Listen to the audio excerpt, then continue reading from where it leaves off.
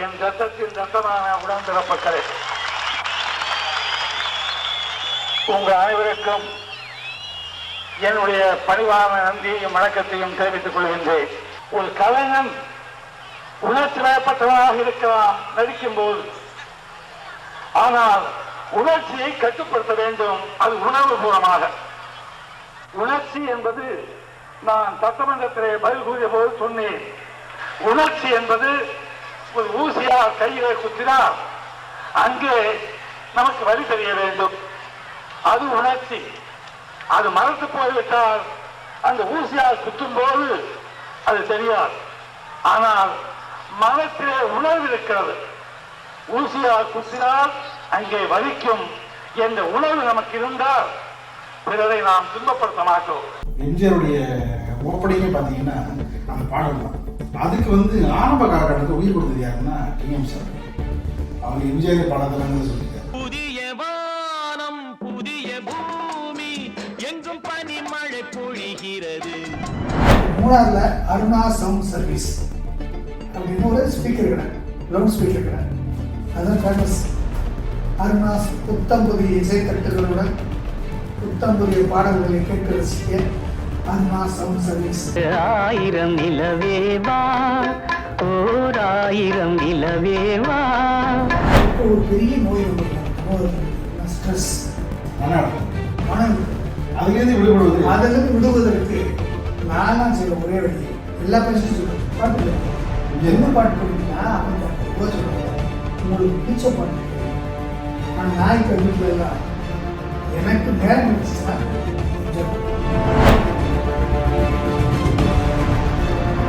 எம்ஜிஆர் வந்து பெண்களுக்கு நிறைய, அதாவது தாய்மைக்கு நிறைய செய்யணும்னு நினைச்சிருந்தாரு.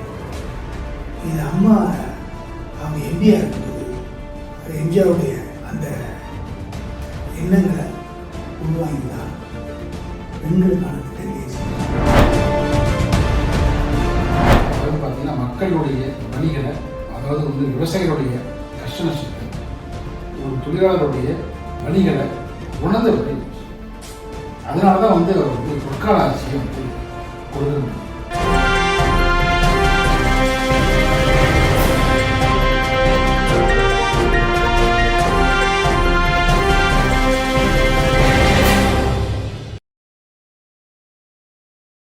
சிசிஎல் மீடியா நேயர்களுக்கு இனிய வணக்கம்.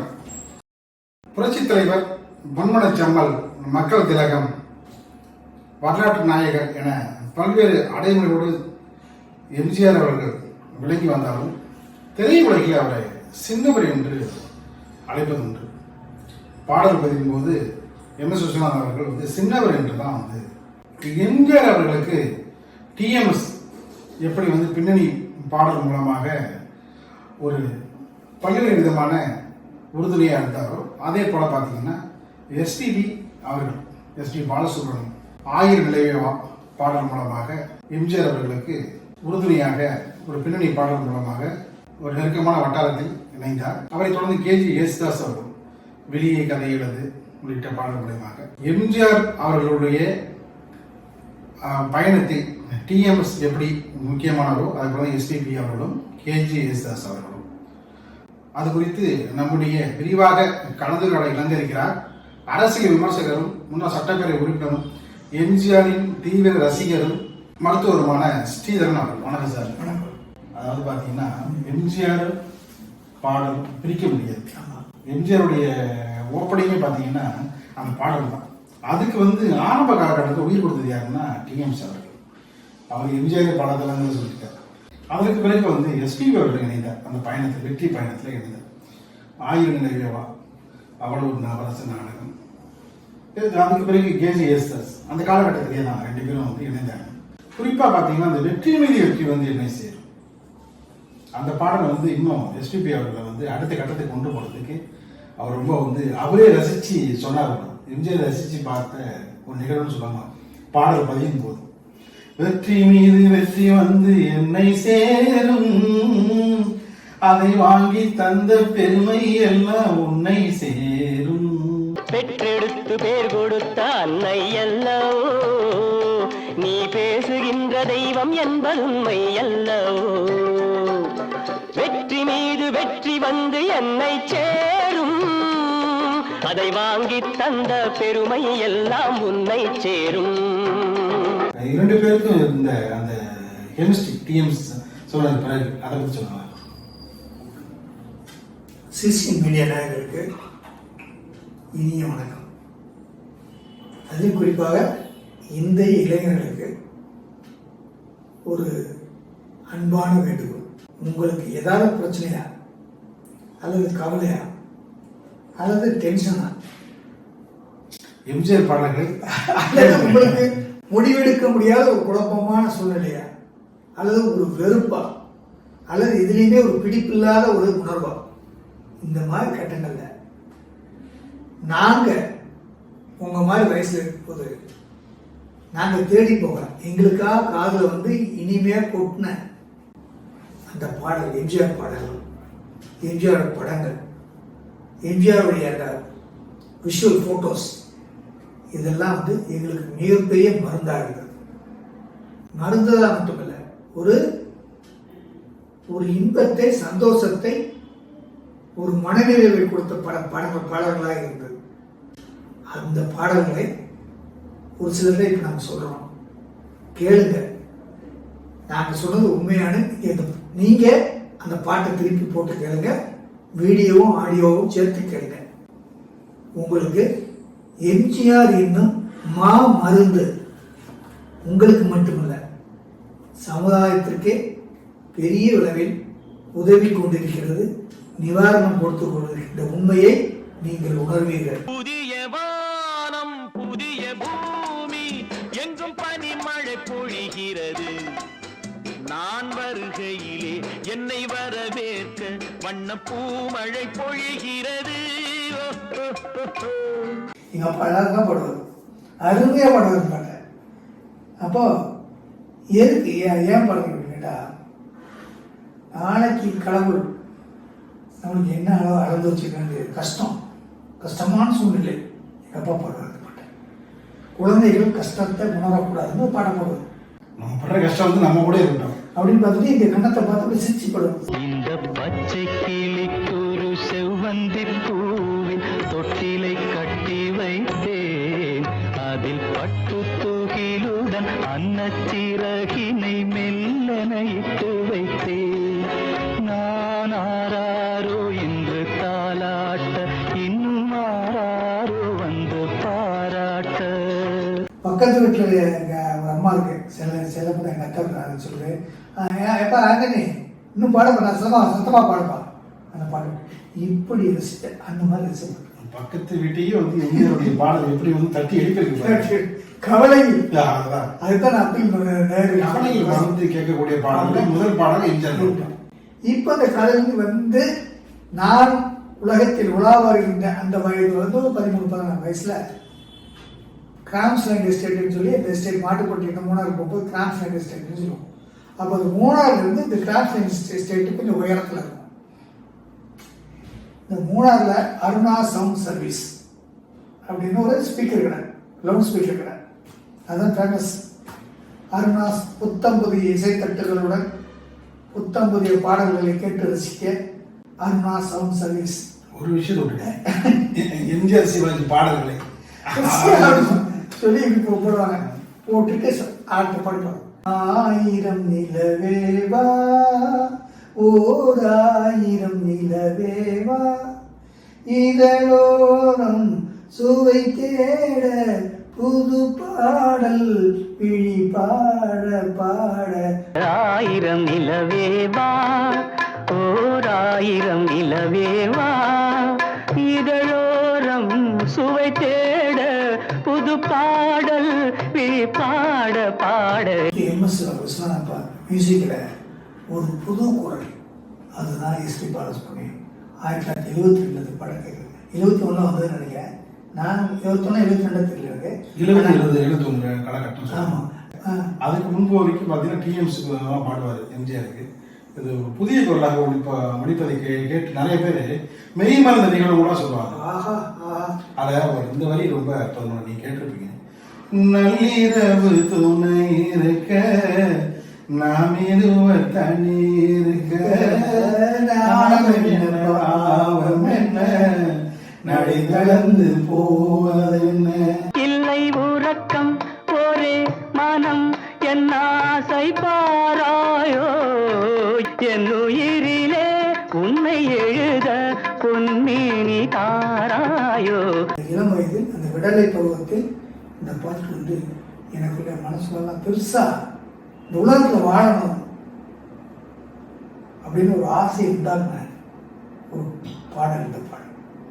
அப்படி வந்துட்டு இருந்தா ரெண்டாவது பாடல் வந்து இந்த அவள் ஒரு நவரச நாடகம். அவள் ஒரு நவரச நாடகம் ஆனந்தம். அது அப்படி அந்த தொப்பி வச்சுட்டு அந்த காஸ்டியூம்ஸ் அந்த பாட்டும் சரணத்தில் ரொம்ப மெல்லிய பூங்கொடி வளைத்து நம்மேயை கொஞ்சம் நனைத்து அறிஞர். அதாவது மனிதன் உரிய மனித குலமே மனித பிறப்பே ஒரு வந்து சந்தோஷமா வாழக்கூடிய ஒரு வாழ்வு அப்படிங்கிறதெல்லாம் அந்த பாட்டுகள்ல கேட்கும்போது அது ஒரு வரையறையோட ரொம்ப ரசிக்கும்படியா வந்து எஸ்பிபி அவர்கள் பாடிப்பார். அதை வந்து படத்துல பார்த்தீங்கன்னா எம்ஜிஆர் அவருடைய நடிப்பு வந்து ரொம்ப வந்து அந்த பாடலை வந்து மறுபடியும் கேட்க தோன்றும், அந்த பாடலை மறுபடியும் பார்க்க தோன்றும். ஏன்னா அதனுடைய அந்த முக்கியத்துவம் வந்து ரொம்ப அற்புதமாக.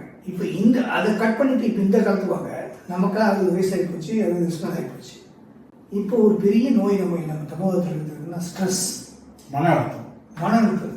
அதிலிருந்து விடுவதற்கு நான்லாம் செய்யற ஒரே வழி எல்லா பேசும் சொல்லுவேன், பாட்டு கேளுங்க. என்ன பாட்டு படிக்கணும் நான் அப்படி கேட்குறது தோ சொல்றதில்ல, உங்களுக்கு பிடிச்ச பாட்டு கேளுங்க. ஆனால் நான் இப்போ வீட்டில எல்லாம் எனக்கு நேரம் வச்சுச்சுன்னா என்ஜாய் பண்ண போட்டேன். முக்கியமாக இந்த பாட்டை விட்டுட்டீங்க. இது வந்து ரொம்ப எஸ்பிபி அவர்களுக்கும் எம்ஜிஆர் அவர்களுக்கும் முக்கியமான பாட்டு. அன்பு மலர்களே நம்பியிருங்களே நாளை நமதே இனிதாடும் நமதே.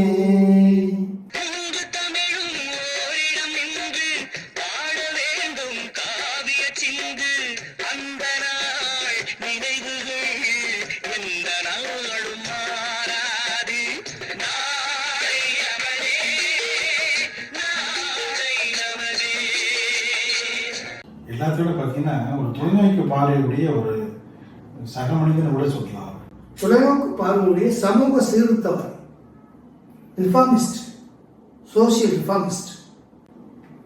சமூக நீதி பார்வையோட ஆட்சி நடத்தியதுல காமராஜருக்கு பிறகு அண்ணாவுக்கு ரொம்ப நாள் அது இருக்கல. ஆனால் வந்து அவருடைய ஆட்சியை சமூக நீதி ஆட்சியை மறந்து செய்தது.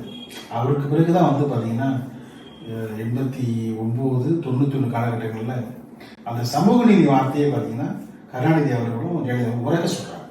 எம்ஜிஆர் வந்து பெண்களுக்கு நிறைய, அதாவது தாய்மை நிறைய செய்யணும்னு நினைச்சிருந்தாரு. இது அம்மா அவங்க எம்பியா இருக்கும்போது அது எம்ஜிஆருடைய அந்த எண்ணங்களை உள்வாங்கி தான் பெண்களுக்கான திட்டங்களை செஞ்சிருக்காங்க அப்படின்னு சொன்னார். ஏன்னா எம்ஜிஆர் செய்ய தவறியதை விட்டுட்டு போனாங்க, எல்லாத்தையும் வந்து பூர்த்தி செய்தார். அதை பூர்த்தி செய்யறாங்க. அவரே நம்ம ஒரு முன்னாள் சட்டமன்ற உறுப்பினர் அதிமுக கட்சி, எம்ஜிஆர் கட்சி, அதில் ஒரு நம்ம எம்எல்ஏ இருக்கும். நான் எம்ஜிஆர் இல்லை, நான் எம்எல்ஏ இருக்கும்போது இருந்தாலும் அவர் ஆரம்பித்த கட்சி, அவர் கட்சியில் நம்ம ஒரு எம்எல்ஏ இருக்கும். இப்போ ஒரு முன்னாள் எம்எல்ஏ வரும் அப்படிங்கும்போது உள்ளபடியே பெருமை அப்பேற்பட்ட ஒரு தலைவர்.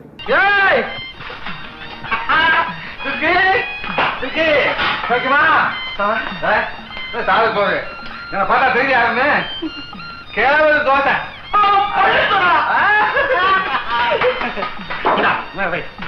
ஐயப்பா.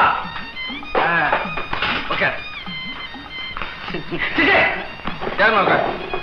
நல்லா போட்டுக்காரு, நல்லா போட்டுக்காரு. கோட்டு சூட்டெல்லாம் ரொம்ப பலமா இருக்குது, ஆளே அடையாளம் தெரியல. லாட்டரி சீட் ஏதாவது விழுந்துருச்சா? இதுவும் அப்படி விழுந்த மாதிரிதான் லாட்டரி. 1000 விதமான தலைவர்கள் இந்த நாட்டில் இந்த உலகத்தை தோன்றியிருக்கலாம். எம்ஜிஆருடைய மாண்புங்கிறத விட ஒரு மற்றவருடைய பார்வையை புரிஞ்சுக்கிட்டு அவர்களுடைய எண்ண ஓட்டத்துக்கு தகுந்தா போல நடந்து கொண்ட ஒரு அவருடைய அரசாட்சி காலத்திலும் சரி, திரையுலக காலத்திலும் சரி, அவருக்கு நிகர் அவர் தான். அதை நிறைய பேர் வந்து சொல்லியிருக்காங்க, நானும் வந்து கேட்டிருக்கேன். ஒரு ஏழைகளுக்கான ஒரு ஆட்சியை, ஒரு மக்களுக்கான ஆட்சியை, ஒரு மக்களாட்சி தத்துவத்தை முதல்ல இந்தியாவிலேயே வந்து மனது செய்தவர் யாருன்னா வந்து எம்ஜிஆர். அதாவது பார்த்தீங்கன்னா மக்களுடைய வழிகளை, அதாவது வந்து விவசாயிகளுடைய கஷ்ட நஷ்டத்தை, ஒரு தொழிலாளருடைய அதனுடைய வழிகளை உணர்ந்தவர் எம்ஜிஆர். அதனால தான் வந்து அவர் வந்து பொற்கால ஆட்சியை வந்து கொடுக்க முடியுது. ரொம்ப வந்து பார்த்தீங்கன்னா வந்து பத்திரிகையாளர்கள் எடுத்து சொல்கிற விஷயங்கள்லாம் வந்து அப்படி கேட்பாங்க எம்ஜிஆர். மூத்த பத்திரிகைகளை, எங்களை போன்ற மூத்த பத்திரிகை, எனக்கு சீனியர் தான் நிறைய பேர் சொல்லுவாங்க. அது பார்த்தீங்கன்னா அந்த காலகட்டத்தில் எம்ஜிஆர் நெருக்கமாக உள்ளவங்களாம் வந்து சொல்ல நான் கேட்டிருக்கேன். அப்போ வந்து ரொம்ப கூர்ந்து கவனிப்பாங்க. போக்குவரத்துறையில் வந்து பல விஷயங்களை வந்து தமிழ்நாடு முழுவதும் சாமானியர்கள் இன்னைக்கெல்லாம் வந்து அது இருக்கிறதுக்கு காரணம் வந்து எம்ஜிஆர். ரொம்ப எளியவர்களை நியமித்து ரொம்ப பார்த்தீங்கன்னா அவங்களுக்கு ஒரு நம்பிக்கை ஏற்படுத்துற அளவுக்கு கூப்பிட்டு சொல்லுவார். இப்போ ஒரு போக்குவரத்துறை அமைச்சராக வந்து பண்ருட்டியாக இருந்த பொழுது கூப்பிட்டு இதெல்லாம் வந்து எந்த காலத்துலையும் வந்து பெண்டிங் வைக்க உள்ளது, உடனே வந்து செய்யணும் அப்படின்ட்டு. அது இவரும் வந்து பாதி வேலை முடிச்சிருப்பாராம். அது உரிமையோடு கூப்பிட்டு சொல்கிற நிகழ்வுலாம் வந்து நிறைய பேர் சொல்லுவாங்க. அது போல் வந்து நிறைய சம்பவங்களை சொல்லலாம். உதாரணத்துக்கு பார்த்தீங்கன்னா வந்து ஒரு படைப்பாளியாக ஒரு நிறைய பேர் வந்து அவங்களுடைய கஷ்ட நஷ்டத்தை புரிஞ்சுக்கிட்டு அவர்களுக்கெல்லாம் வந்து வாய்ப்பு கொடுத்த நிகழ்வுகள்லாம் பார்த்தீங்கன்னா இந்த எம்ஜிஆருடைய வாழ்க்கையில் ரொம்ப இருக்குது. தொடர்ந்து அவரை பற்றி பல விதமான செய்திகளை, அதாவது உங்கள் மூலிமா நான் சொல்வதற்கு வாய்ப்பளித்த சிசிஐ மீடியாவுக்கும் தங்களுக்கும் மிக்க நன்றி. தொடர்ந்து எம்ஜிஆரை பற்றி விஷயங்களை தொடர்ந்து பேசுவோம். நன்றி சார்.